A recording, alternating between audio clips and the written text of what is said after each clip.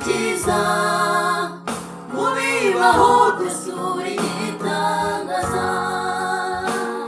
Icyo nabonye urusha abandi bose, uwakwakiriye afite amahoro, afite umugisha yihariye, n'ibanga ry'ubugingo buhoraho. Icyo nabonye urusha abandi bose, uwakwakiriye afite amahoro, afite umugisha yihariye, n'ibanga ry'ubugingo buhoraho. Mwami, icyo nabonye urusha abandi bose, uwakwakiriye afite amahoro, afite umugisha yihariye, n'ibanga ry'ubugingo buhoraho. iyo wageze mu buzima bw'umuntu urabuhindura bwose,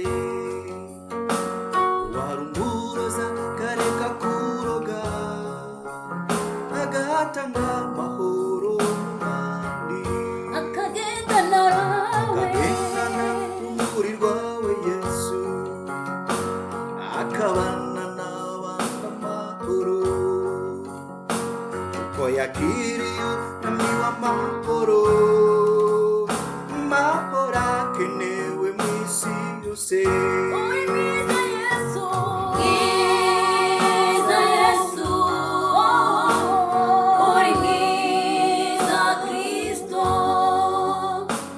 uri igitangaza mukiza mu bibaho byose uri igitangaza.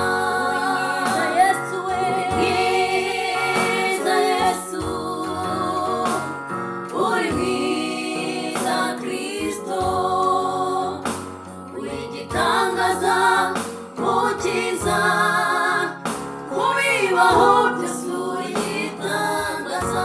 Uri mwiza Mana, mwiza Yesu, uri mwiza Kristo,